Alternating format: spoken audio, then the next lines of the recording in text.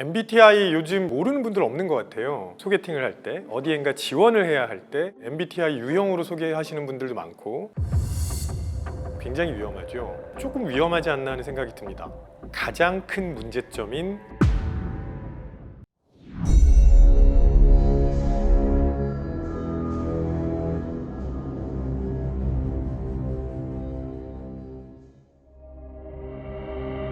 사이코패스 나르시시즘 인격적 장애의 일종 자신의 성공을 위해서는 가리지 않고 나쁜 짓을 저지르며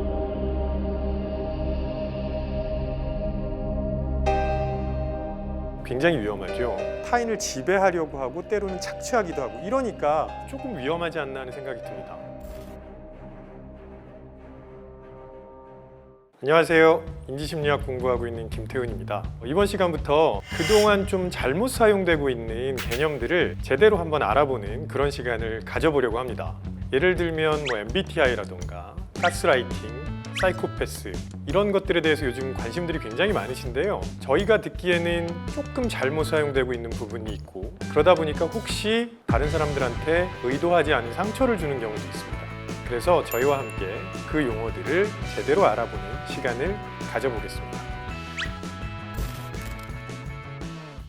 MBTI 요즘 20대, 30대는 모르는 분들 없는 것 같아요. 아예 자기소개를 할 때 MBTI 유형으로 소개하시는 분들도 많고 게다가 원래 이제 16개 유형이라고 알고 계셨는데 사실은 거기 뒤에 A, Assertive나 T, Turbulent가 붙으면 곱하기 2에서 32개 유형이 되거든요. 그런 것까지 붙여서 굉장히 흥미롭게 말씀을 많이 하세요. 저는 그거 자체가 나쁘다고 생각하진 않는데 그걸로 본인을 규정하는 건 조금 위험하지 않나 하는 생각이 듭니다.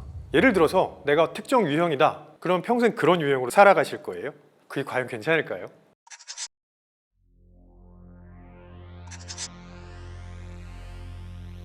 자기의 유형을 아예 숨기고 다른 유형을 알려준다고 하더라고요. 예를 들면 소개팅을 할 때 혹은 어디엔가 지원을 해야 할 때 그 사람들이 혹은 그 회사가 좋아할 만한 유형으로 바꿔서 자기를 소개한다고 합니다.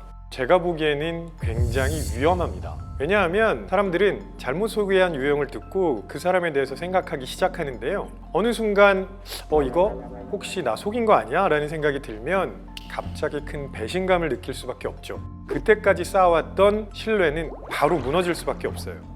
그래서 저는 그렇게 좋은 방법이라고 생각하진 않는데 왜 사람들이 자기 유형을 속일까 하는 생각을 해봤거든요. 아마도 제 생각에는 우리나라에 바람직하다고 생각하는 성격 유형이 있는 게 아닌가 싶습니다. 예를 들면 MBTI의 E, 그 다음에 I 이렇게 있죠.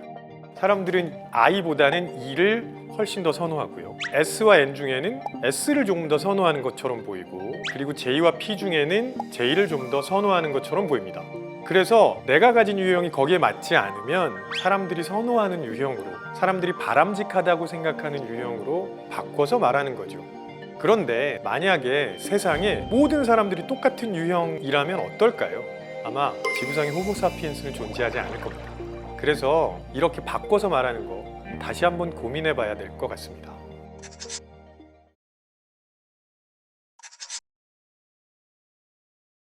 이 MBTI가 완전히 한국에 정착된 것 같습니다. 저희가 이런 걸 토착화라고 표현을 하는데 예전에 그런 사례가 있었어요. 대표적으로 혈액형이 그랬죠.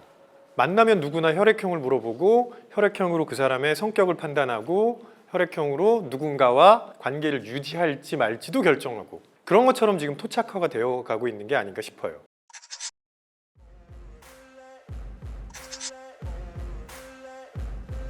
아마 시발점은 코로나19 때 마치 밈처럼 유행하기 시작해서 그런 게 아닐까 싶은데 자기를 쉽게 설명할 수 있다는 장점은 분명히 있습니다. 예를 들어서 우리나라에서 자기소개서를 쓰라고 하잖아요. 그러면 대부분 자기소개를 하지 않고 본인의 관계를 소개합니다. 예를 들면 몇 년도 어디에서 엄격한 부모님 밑에서 계속 교육을 받았고 그다음에 자기 형제 관계와 친구 관계 이런 것들을 소개해요. 우리나라 사람들이 그렇게 하는 이유는 관계를 중요하게 생각하기 때문이긴 하지만 그건 정작 본인은 아니에요. 그래서 본인에 대해서 훨씬 더 자세하게 소개를 해달라고 하면 당황하시는 분들 많습니다. 나를 어떻게 소개해야 하지? 연습해 보신 적이 없어요. 그런데 MBTI를 사용하면 단 하나의 유형으로 본인을 소개할 수 있게 됩니다. 이게 너무 편한 거예요. 그래서 MBTI를 많이 쓰시지 않을까 하는 생각을 했고요. 게다가 이게 굉장히 많은 문항을 통해서 검사를 진행했는데 알파벳 4글자로 딱 나오잖아요. 그리고 그 유형의 사람들이 어떤 사람들이 있는지 또 많이 나와요. 나는 이런 사람이랑 똑같은 사람이야. 뭐 나는 이순신 장군의 MBTI를 잘 모르겠지만 이순신 장군 너무 같네. 아, 나는 유재석 씨의 MBTI와 똑같아. 그래서 나는 유재석 씨처럼 될 수 있어. 뭐 이렇게 말하는 것처럼 마치 놀이가 된 것 같아요. 그거 자체는 굉장히 재밌죠. 그런데 그것만으로는 사실 MBTI가 같다고 유재석 씨가 될 수 있는 거 아니라는 거 다 아시잖아요. 그래서 그런 부분 좀 고민해 봐야 될 것 같아요.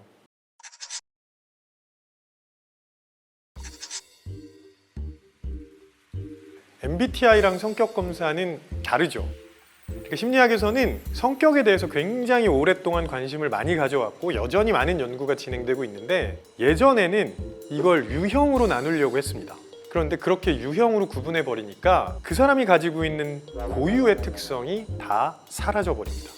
누군가를 만났는데 MBTI 유형이 똑같아요. 그런데 그 사람이랑 이야기를 하고 그 사람이랑 관계를 맺다 보면 아, 저 사람이랑 나랑 조금 다른데 하는 생각이 드실 때가 많잖아요.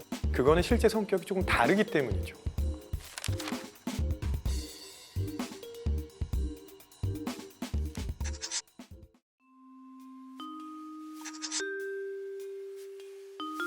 저도 그런 것들을 보면서 조금 걱정이 되는 부분이 있는데 나는 E야, 너는 I라며 너는 나랑 같이 지내기 좀 어렵겠어. 이런 식으로 특히 TF 구분 많이 하시고 J랑 P랑 서로 같이 지낼 수 없는 사람이다 이렇게 많이 하시는데 이건 굉장히 부적절해요. 왜냐하면 그냥 편가르기 하시는 거잖아요. T라는 유형으로 검사 결과가 나왔다고 해서 그 사람이 모든 걸 다 논리적으로만 접근할까요? J라고 나왔다고 해서 그 사람이 모든 걸 다 계획해서만 할까요? 때로는 그냥 흘러가는 대로 하고 싶을 때도 있지 않을까요? 특정 유형이라고 해서 항상 그렇게만 행동하는 건 아닌데 나누기 시작하면 쟤는 우리랑 어울리지 못하는 사람이라고 생각할 수도 있습니다. 이건 굉장히 위험하죠. 사실 재밌거든요.